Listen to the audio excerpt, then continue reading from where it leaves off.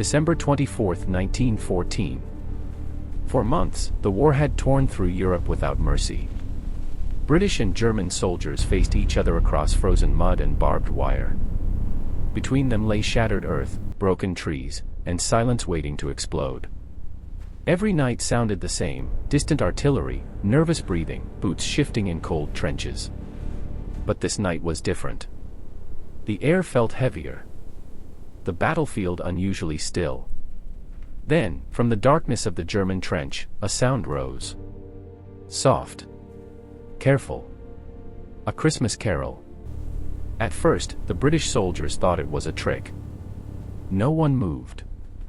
Rifles stayed aimed across no man's land. Breath turned to frost in the freezing air. The song grew stronger. Clearer. And in that fragile moment of silence, one soldier did something unthinkable. He lowered his rifle. The singing did not stop. It grew stronger. From one trench to another, the melody crossed the frozen battlefield. Some British soldiers slowly began to recognize the tune. It was the same Christmas hymn they had sung at home. The rifles remained raised. But no one fired. Then something impossible happened. A German soldier climbed out of his trench. He carried no weapon. His hands were visible in the cold air. Every British rifle followed his movement. One shot, and he would fall into the mud. The battlefield held its breath. Another German soldier followed. And then another. From the British trench, a young private looked at the officer beside him. No order came. Only silence. And so he made his own decision. He stepped out of the trench. Into no man's land. They stood there for several seconds. No one spoke. No one reached for a weapon. The silence was fragile. Then, slowly, one of the soldiers extended his hand. Not as an enemy. As a man. The other hesitated, only for a moment. Then he shook it. Around them, more soldiers climbed from their trenches. Carefully. Suspiciously. But without aggression. The frozen battlefield that had taken so many lives now held something impossible. Men who had tried to kill each other just hours before now stood face to face. Some exchanged cigarettes. Others shared small pieces of chocolate. Laughter, awkward at first, broke the tension. For a few brief hours, the war stopped. Morning arrived slowly. A pale winter light stretched across the frozen battlefield. For the first time in months, there was no gunfire. No explosions. No shouted orders. Only voices. British and German soldiers stood together in no man's land, unsure at first, then curious. They spoke in broken phrases. Some used hand gestures. Others simply smiled. Rifles lay untouched in the mud. One soldier pulled a small piece of chocolate from his pocket and offered it across the line. Another handed over a cigarette. Men compared photographs of families they had left behind. Wives. Children. Homes far from this frozen earth.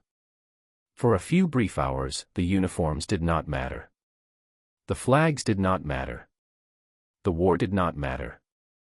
They were not enemies. They were simply men. And in that fragile moment of peace, the battlefield felt almost human again.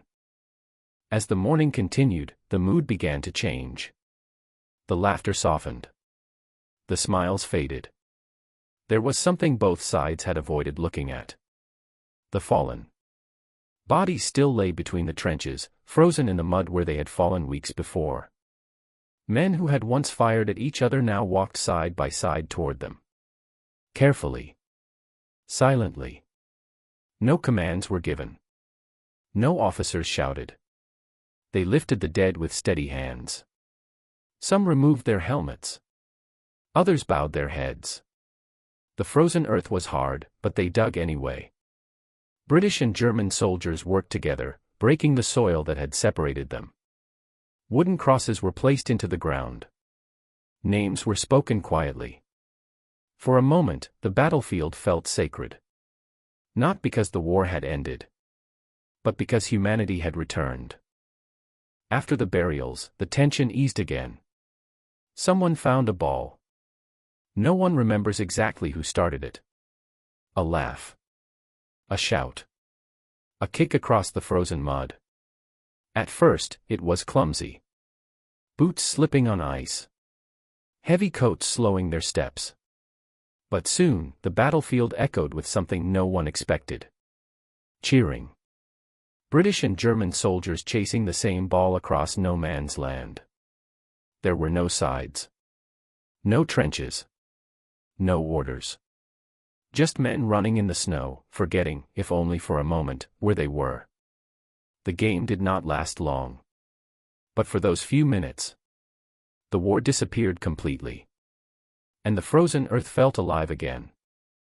By midday, word had spread along the front.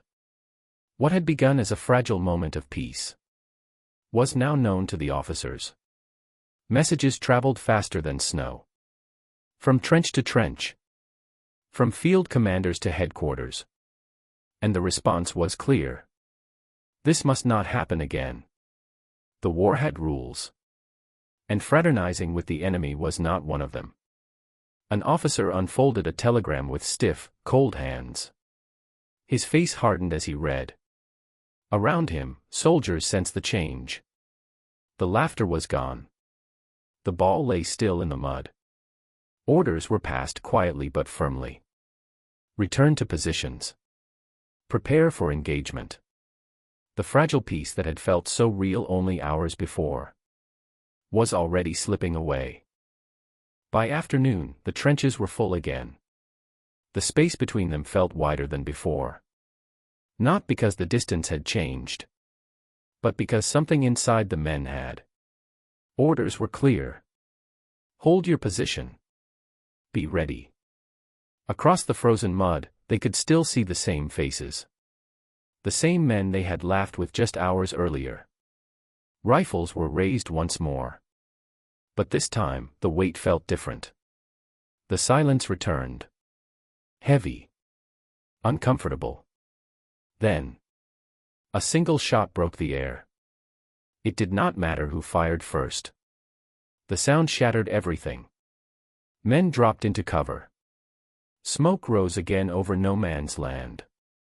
And the fragile peace that had existed for one brief morning was gone. The war had returned. The gunfire resumed. The artillery echoed once more across the frozen fields. And yet, something had changed. The men in the trenches could no longer pretend that the enemy was only a shadow in the distance. They had seen their faces, heard their laughter, touched their hands. Across the mud and barbed wire, they now recognized each other.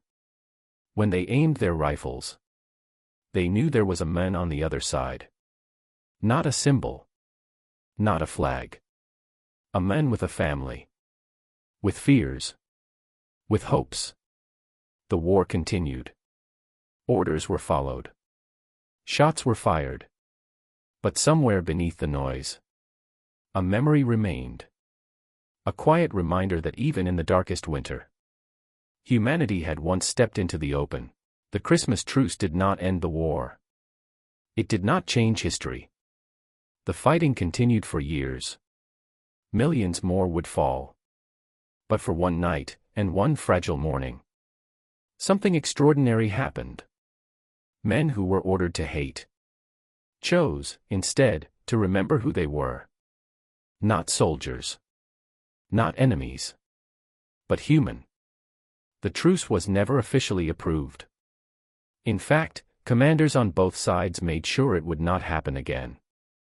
And yet, it did happen. In the middle of one of the darkest wars in history, ordinary men stepped into no man's land without weapons. They shook hands. They buried the dead. They played football. And then they returned to their trenches. The war went on. But so did the memory. A quiet reminder that even in war, Humanity can still rise.